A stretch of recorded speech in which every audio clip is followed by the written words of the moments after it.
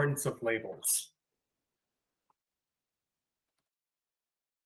I particularly like Joseph Campbell's The Hero Saga or the Heroic Journey as a way to sort of talk about presentations and to give a sort of a narrative structure to the things that I'm talking about. So obviously, I'm making heavy use of Joseph Campbell's work through this presentations outline, but let's get started.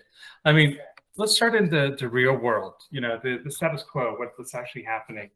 When I was growing up, I was not like everyone else. I was weird. I had different interests. The way that I interacted with the world was very different to any of my peer groups, and that sort of naturally, I sort of congregated with the other weirdos. I never fit in with the normal kids, and when the teachers were talking about how to approach assignments, how to approach note taking, how to interact with the world, it didn't work for me, and I didn't understand why.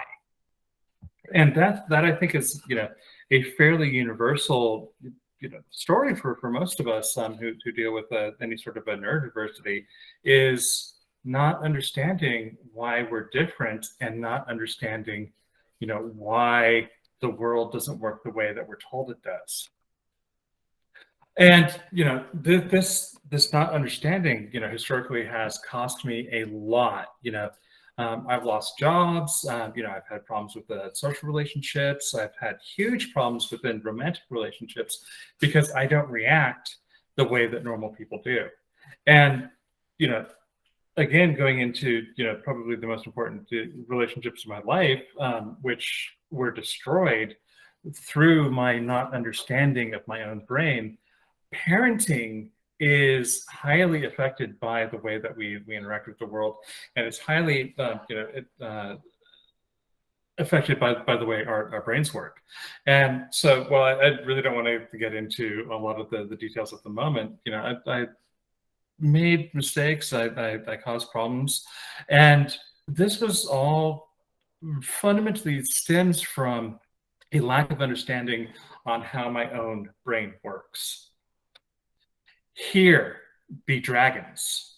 This is unknown, scary territory that we have to adventure out into, and that is really why I like the idea of the hero's journey here. There's a problem in the real world. There's a problem that I'm having interacting with the real world, and so I've got to go on a journey. I've got to go on a quest, whatever you want to call it, in order to be able to understand what exactly is going on and why I have these issues interacting and why the world doesn't work for me the way that it's supposed to and the way that I've been told it's supposed to. So, diagnosis and getting your label. So I started getting my labels in my very late 20s and in my early 30s. The first one that I got was dyslexia. And all of a sudden, I had this label, and this label is a shortcut to the summation of the knowledge of humanity on a particular issue, right? I'm dyslexic. I can go online. I can look up, what it means to be dyslexic. I can look up, how the dyslexic mind differs from other people. And you can learn how to accommodate your particular needs for this. And it wasn't until, let me back up a little bit. I had tried to get through college several times up in my early 20s, late teens, early 20s, and I just couldn't do it. And I couldn't, get my grades in. I couldn't keep my grades up. But when I tried again as a mature student, when I my late 20s, early 30s, I got pulled into the disability office, and they tested me for dyslexia, and they were like, yes, you're dyslexic. But you've been able to hide it so well because you're very intelligent. And so once I was able to get those tools and those accommodations, I was actually able to go through and get my bachelor's degree. And that led on into my graduate work, working on my PhD, which I never finished because I didn't have all of my labels. I didn't understand what was still stopping me. And this is why labels are important.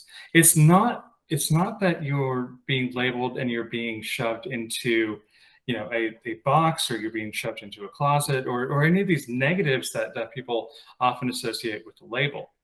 What's happening is you're being given just a little shortcut to the summation of knowledge of humanity. And once you've got that label, you can start understanding how you work, and you can start to understand how you are different, and you can start using that to your own advantage. So now that we've got our diagnosis, through our doctors, through our therapists, through the disability office at the university, like it was for me. I mean, what's next? I've got this label. I've got I've got an adventure to go on. I've got to go out into the world, and I've got to understand how I relate into it. And what I found really, really helpful is online, because I'm not a very sociable person in sort of flesh space, meat space. But online, I am much more effective.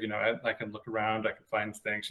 Obviously, I'm a tech professional. This is where I personally thrive.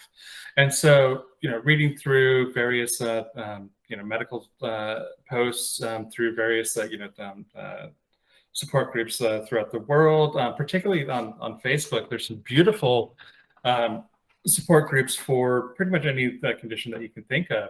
I've particularly found excellent support for borderline personality disorder and ADHD. And I also go through therapy. Obviously, that's a sort of a socioeconomic thing. Some people can afford it, some people can't. But the online support groups, the online resources, they're there once we know what the name of the demon is. And if we go back into the sort of the mythological aspect, we are consistently reminded that once a demon is named, we have power over that demon. And that is, again, why this label is important.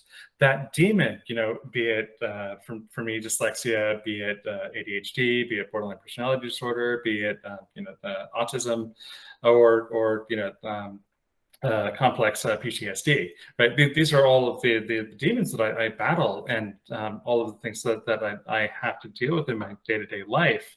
But now they have names. And now that they have names, I have the power, and I can be the one that takes control instead of letting my conditions and my demons take control of me. So now we have the ability to learn how to fight the dragon. Right, we have we've given the armor, we've got the magic sword, we've got the magic shield, we've got the helmet of Athena, and we've got the wisdom in order to be able to start understanding how this all works, and how we can, in fact, make a real positive impact on our own lives by implementing this knowledge that we've just gathered through our support groups, through our online reading, through therapy.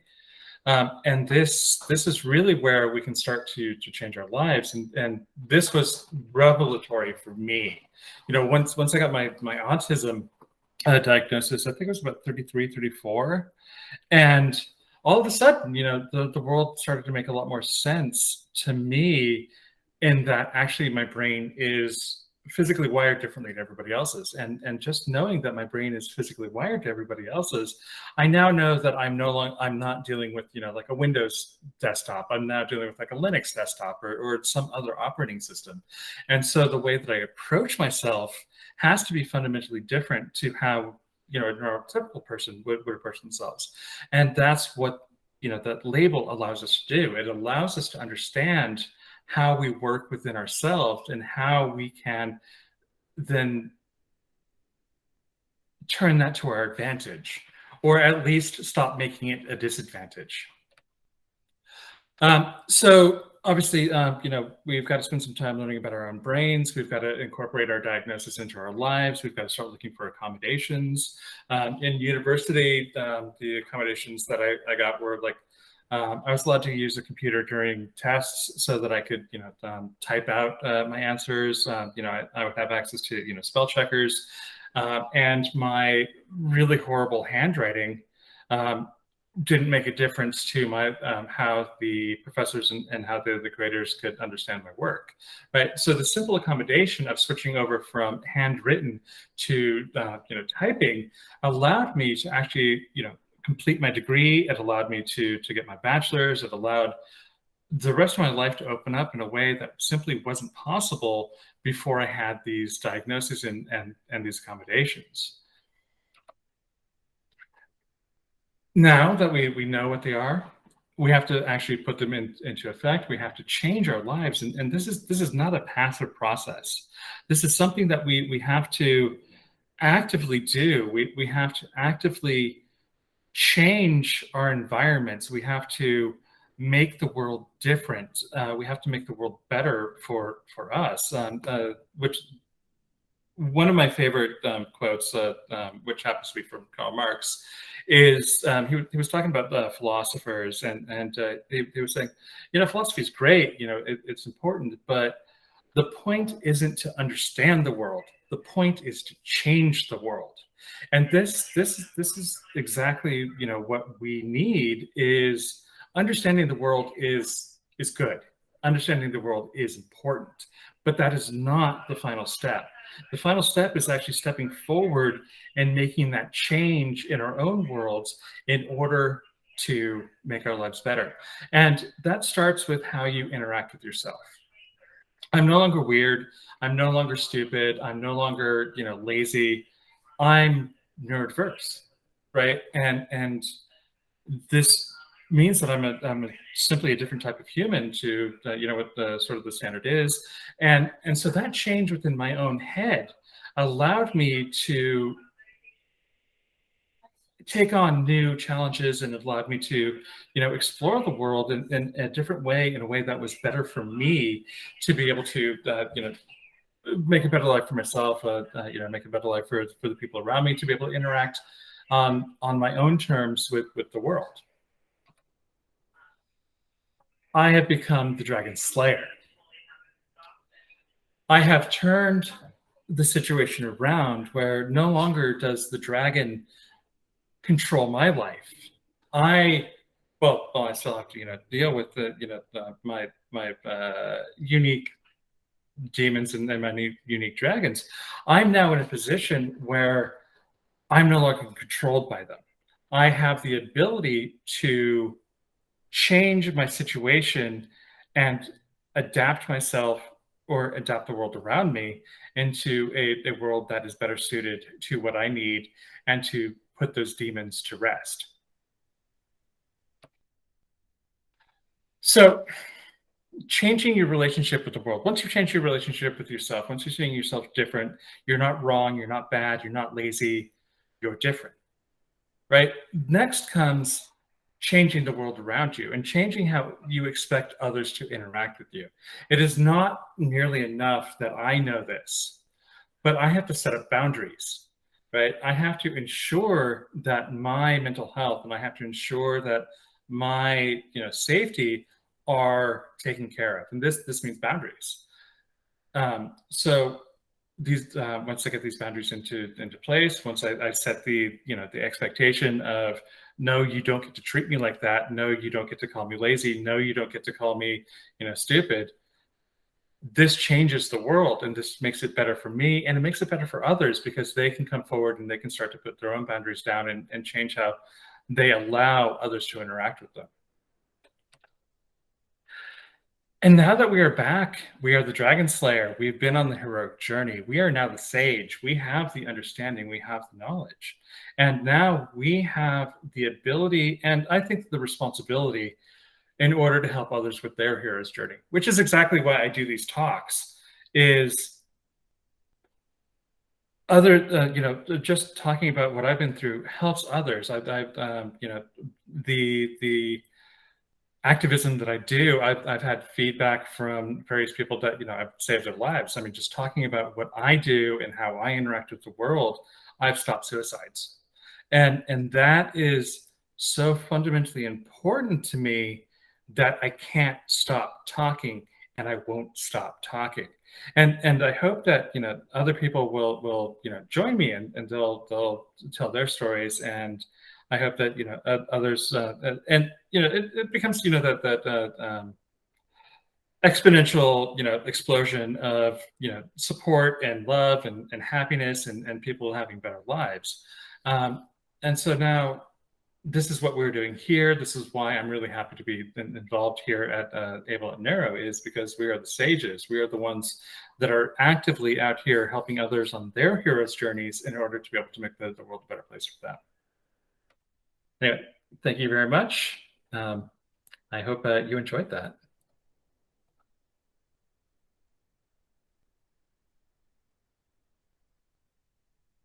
Wow, that was fantastic.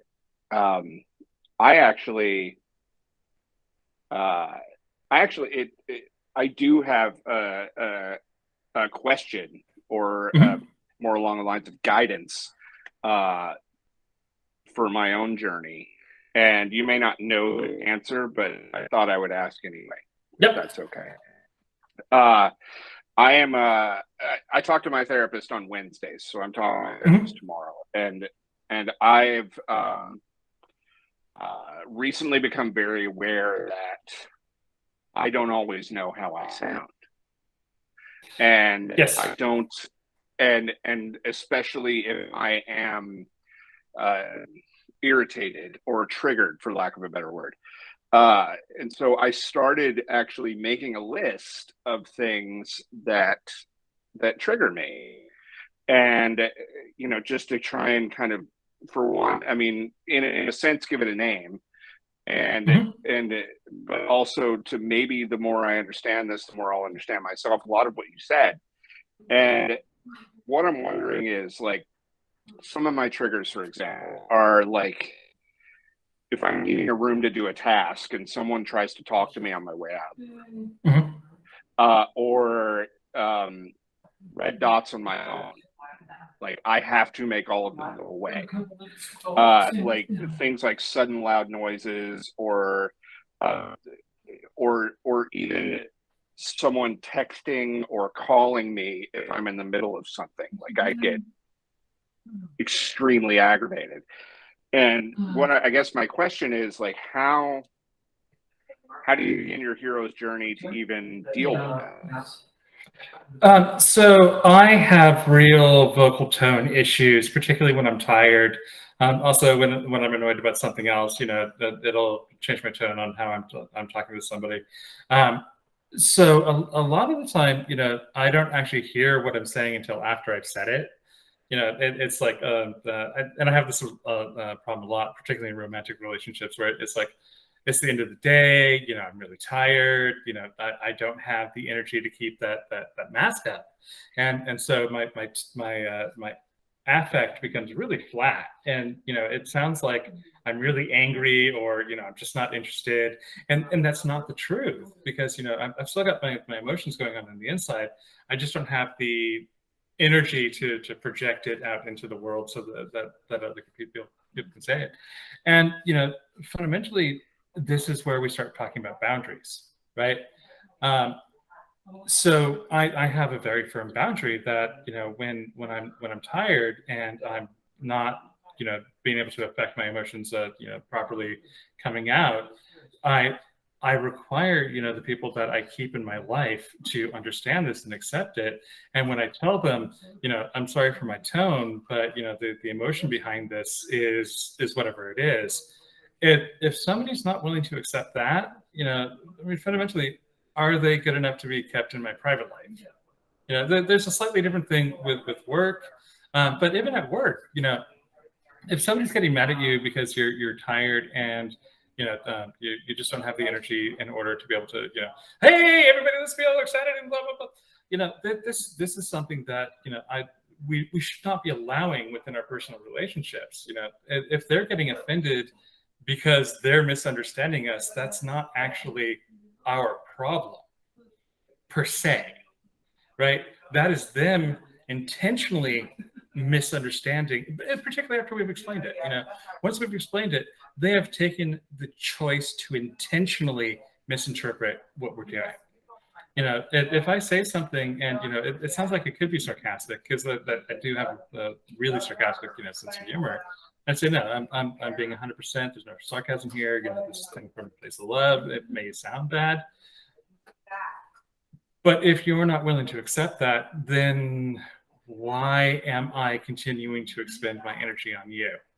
There's a firm boundary that you do not get to cross, and that I think is the really big key is putting up those boundaries and keeping them there. So getting those texts or getting those calls when you're in the middle of a task, as you mentioned, it's turn off the phone, and that becomes a firm boundary. That phone is off. It cannot interrupt me while I'm doing this. I too can't leave notifications on my phone, and so if I'm in a position that I know that I'm going to get distracted by that, I put the phone away. I clear everything out. I'm particularly bad about this on Slack. I can't leave an unread tag on Slack, and so me either. Yeah. So oftentimes what I'll do is shift escape, just mark everything red. So if it's important, it'll come back to me, right? And so that's basically fundamentally where I'm at, is setting up these boundaries that I will no longer let people walk over. If you walk over my boundary, then that teaches me that you do not respect me, you do not respect my needs, and for somebody that's going to respect my boundaries, I'll go out of my way to do what I can for them. I'd love to be helpful. I'd love to help people out. It makes me feel good, but I require that respect coming back, and that's hard. Because I've got 30, 40 years of this ingrained social habit of, okay, yeah, I'll do that. You've asked me to do that. Of course, I'll do it. I'll let you walk all over me. This is how people are supposed to be. So this is not easy, and this is one of the reasons why I particularly throw this into the mythological aspect, into the hero's journey, is because it is a fight. And a lot of the time it's a fight against yourself. It's a lot of the time it's less people intentionally blundering over my boundaries or intentionally breaking my boundaries, and it's more me not enforcing them, right? And if I'm not enforcing my boundaries, how can I blame the other person? So and it goes back to that slide that I was talking about with changing how you interact with yourself, right? For years and years and years and years, I never felt that I myself was worth these boundaries, right? I never felt myself that I could be worthy of the kindness and the respect and the love that I give to other people. And there's the whole the golden rule of treat others as you want to be treated, and that's beautiful. I actually do like that one. But there's a particularly important, change on that one that I think is kind of important for neurodiversity, which is treat the self like you treat the other. Because I'm one of everybody, and if everybody deserves this, I deserve that too, right? Everybody deserves food. Everybody deserves respect. Everybody deserves medical aid. Everybody deserves housing, and I'm one of everybody. So these universal things that I think everybody should have, that also includes me, and sometimes that's hard to remember. And so a lot of this is very, very internal, and a lot of it is very much it's okay for me to want to be treated how I treat others. It's okay for me to put up boundaries because I respect other people's boundaries, right? It's okay for me to to take care of myself because I love taking care of other people, and I'm a person. So I by taking care of myself, I'm taking care of a person. Does that make any sort of sense? Yeah. Have you heard of the platinum rule? No. What is that? It's the sort of extrapolation of the golden rule. It's treat others the way they want to be treated. instead of treat others the way you yourself want to be treated. It's a way of saying that to respect people's boundaries. And I actually prefer that to the golden rule. Yeah, that's beautiful. I prefer that to the golden rule. You know, treat people the way that they want to be treated.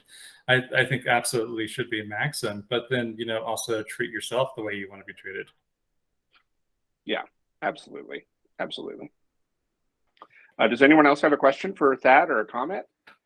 Oh, I just wanted to say thanks for sharing that. I think the hero's journey is a great like framework to think about like some of these really challenging life struggles we go through. And I had a couple comments. One of which was just around sleep. That like you mentioned like kind of getting tired and how like vocal tone can change that thing kind of thing. And I just for me it's really important that I get like a good chunk of sleep every night and that it's really consistent. And I think in general for like neurodiverse individuals, like resting your brain and allowing your brain to relax and reset is really important. And and also just around like boundaries, just like letting people know how you communicate to others and how they can communicate to you and what that channel looks like is also pretty important. So I just thought of those couple things. But thanks a lot for sharing. It's really cool. Yeah, absolutely. But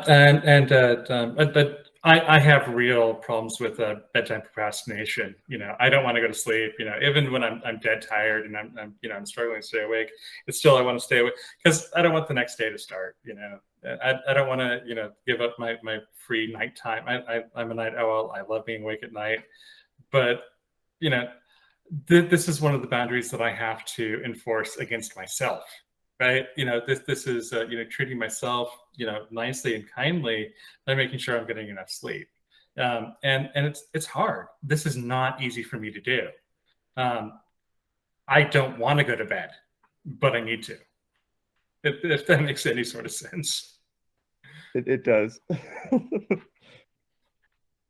Well, thank you, everybody. I really enjoyed, putting this together and presenting it. Thank you for your questions. This has been really good.